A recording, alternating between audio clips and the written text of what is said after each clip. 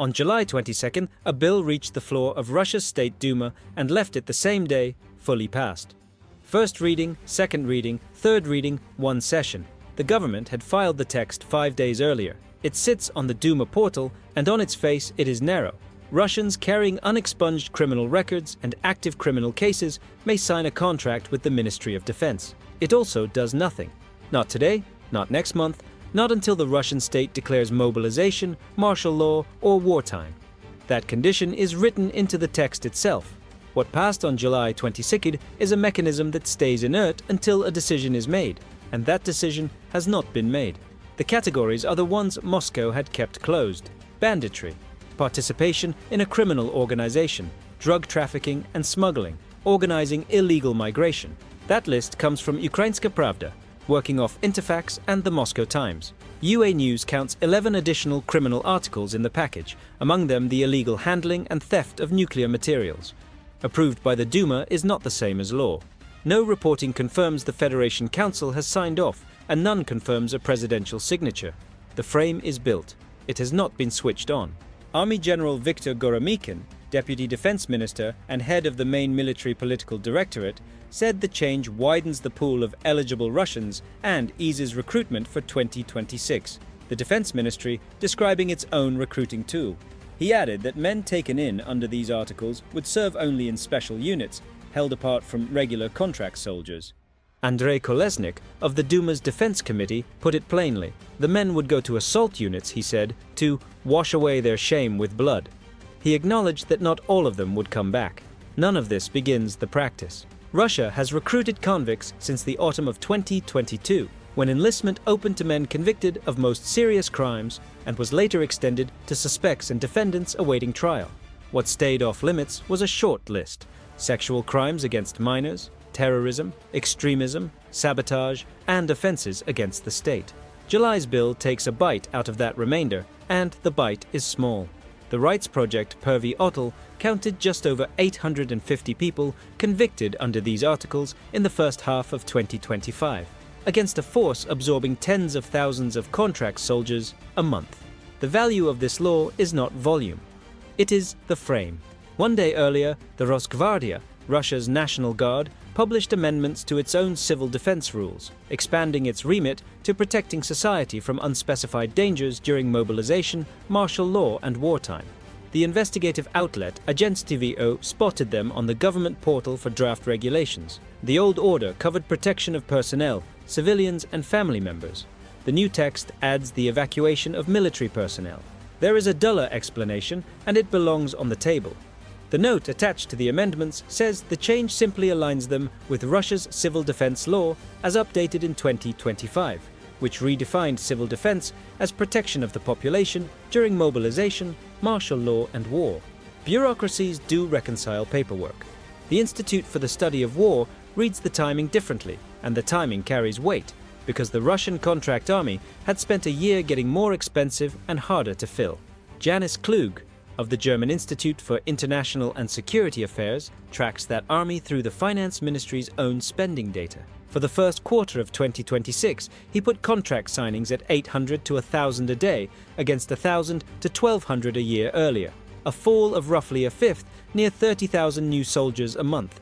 Then the line bent back. His second quarter figures show the pace recovering to around 1,000 a day. The decline is real, and it is not a straight line down. Both governments have numbers, and both have reasons. Moscow claims 400 to 500,000 contract soldiers a year, a figure from the state doing the recruiting. Ukrainian intelligence puts the total at 195,000 against a target of 204,500, a figure from the other side of the trench. The money is the better witness. The federal signing bonus has doubled to 400,000 rubles, about $5,250, with regional payments stacked on top. In October 2025, the regions slashed those payments. Tatarstan cut from 3.1 million rubles to 800,000, and by January 2026, they had all raised them again, some to several times the federal minimum. Novaya Gazeta Europe reported in March that the payments now stand at their highest level since the war began, and keep climbing whether or not a region can afford them, because pressure from Moscow to fill quotas outweighs the deficit. Money is only one lever, and Russia has pulled most of the others. Men under investigation have been recruited in exchange for their cases being dropped. Medical standards were loosened to admit men with chronic illness and psychiatric diagnoses. Companies have been pressed to deliver quotas of volunteers. And there is a step between the contract and full mobilization that Russia has already taken. In October 2025, the government authorized the use of reservists on missions outside the country without declaring war or mobilization. In November, Putin signed a law allowing Bar's reservists to be called up in peacetime to protect critical infrastructure against drones, a law reaching only the roughly 100,000 men who signed a voluntary reserve contract, and that figure is unconfirmed. On December 30th, he signed the decree authorizing those call-ups for 2026, and the Institute for the Study of War assessed the Kremlin would use exactly these mechanisms to run partial call-ups in waves. Mobilization is not the last lever Russia has, it is the last lever of scale. The blunt version came from inside the Russian parliament. Andrei Gurulev, a Duma deputy, former commander and vocal supporter of the war, wrote on his Telegram channel on June 1st that the Kremlin has run out of other options. Behind that sentence is an arithmetic that has held so far. In February, CSIS put Russian recruitment at roughly 30 to 40,000 contract soldiers a month, and judged that this roughly matches the rate at which the army is losing men at the front. A tie, and CSIS attached the caveat that matters more than the number. It is uncertain how long the Kremlin can sustain that pace. The tie has an expiry date, and nobody outside the Kremlin knows when it falls. War on the Rocks reported in July that early in 2026, Russia went several months with losses running ahead of recruitment, and some formations began running short of infantry capable of assault. The budget pulls in two directions at once. SIPRI recorded planned military spending for 2026 cut back to 6.3% of GDP, while actual first quarter spending ran 30% above the same quarter of 2025 and took 46% of all federal expenditure, close to 1 in every 2 federal rubles. On the day of the vote, Putin called the economy stable despite external attempts to destabilize its energy sector, which is the assessment of the man whose economy it is. The Institute for the Study of War noted that on July 16th, the Moscow Exchange Index posted its largest single-day fall since September 2022, and it is why the word still carries the charge it does. On September 21st that year, Putin signed Decree No. 647 and declared partial mobilization. Defense Minister Sergei Shoigu announced a call-up of 300,000 reservists from selected specialties. The clause of the decree fixing the actual number is classified under Russian law. The public heard a figure, not a limit. What followed is why the word is still radioactive. At least 300,000 citizens left the country in the first week. Compiled estimates put the total at 370 to 400,000 by early October, and Mark Galeotti has estimated as many as 900,000 men leaving after the announcement. The range is wide, and every point inside it is enormous. On September 25th, a Maxar satellite photographed the queue at the Georgian crossing from orbit. On the most conservative reading, the number of men who left was comparable to the number called up. Then, the state closed the subject. In a televised meeting with Putin, Shoigu reported 218,000 men still in training and 82,000 already sent to the conflict zone, and said, no further measures are planned. Officials declared the mobilization complete on October 31st. It was never completed in law. The decree sets no end date, and the men called up in those 6 weeks cannot leave military service. Russia announced the end of a mobilization it never legally ended, and those men are still there, almost 4 years on. That is the memory every Russian household brings to the word. Western analysts split hard on what comes next, so subscribe if you want the follow-up. The Institute for the Study of War, in its campaign assessment of July 22nd, assessed that the Kremlin appears to be setting conditions for a potential mobilization and preparing for the civil unrest that could follow one, which is where the National Guard's paperwork stops looking like paperwork. ISW's reading is that Moscow is laying groundwork to declare formal mobilization and possibly martial law, anticipating public resistance, because mobilization remains deeply unpopular in Russian society. That is an assessment, not an announcement, and ISW fences it in.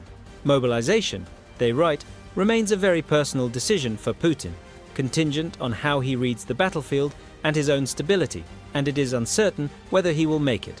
If he does, the effect is measurable because 2022 measured it. In the 3 months after the decree, despite widespread problems with the call-up, the training and the equipment, the Russian army stood up roughly 70 reserve regiments of tanks, artillery and infantry, plus dozens of separate battalions. That is what mass buys. What it does not buy is quality. Russian law requires 4 months of training for conscripts, and the Fletcher program at Tufts has documented 5 to 15 days before men reached combat units. The American side moved in the same months. On June 3rd, the House advanced the Ukraine Support Act, the first significant legislation of its kind to pass over White House resistance since Trump's re-election. It carries $8 billion in military financing, a ban on Russian crude imports, and 500% tariffs on Russian goods. CSIS supplies the counterweight. Despite the economic, industrial, and demographic strain, it assesses the war as sustainable for the Kremlin across the foreseeable horizon and judges that Moscow still believes it wins a contest of attrition. Either way, a Russian mobilization would not land in an American vacuum. It would land in a Congress already fighting its own executive for leverage, so the pieces sit where they sit. Recruitment matching attrition, with no guaranteed shelf life. A legal frame built, conditional, switched off. A political price paid once and never settled. The lever exists, it is assembled, and what holds it in place is what it costs to pull. Serious people disagree about whether it gets pulled. Konrad Muzica of Rochin Consulting told the Financial Times he believes Russia will struggle to avoid partial mobilization. The analyst Kirill Shemyev argues Moscow can skip the announcement entirely and mobilize selectively, by region or by economic sector, using the registration changes made since 2022. The strongest objection comes from Future Search, which puts the probability of a formal declaration at 13%. An autumn campaign is plausible, but overwhelmingly likely to run through the new legal mechanisms, built precisely to avoid the politically toxic label. You can probably guess the one word Moscow will not use. Medusa's sources describe exactly that, a process that will never be called mobilization. The calendar is talking too. Duma elections run September 18th to 20. 8 sources connected to the presidential administration told iStories and Verstka that a new wave is under discussion. October named as a possible deadline, and no final decision taken. Czech President Petr Pavel has spoken of a 2-month window before a possible mass mobilization, most likely after the September vote. The indicators are visible, and none of them are secret. Legally, the ladder of 3 steps. Reservists abroad without a declaration of war, bars reservists in peacetime, convicts during mobilization. Administratively, municipal employees trained for mass mobilization. One session filmed by the Volgyski city administration in June.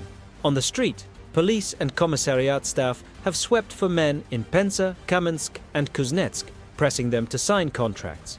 Raids a local resident dates to January and describes intensifying since, which brings it back to the sentence written into the bill of July 26th. It applies only during mobilization, martial law, or wartime. Russia has spent a year loading a weapon it has not fired, and the last safety on it is neither legal nor logistical. It is the memory of September 2022, and the decision belongs to one man who has so far decided nothing. Moscow has announced a great many things that never arrived. The distance between the announcement and the delivery is the story on the screen now.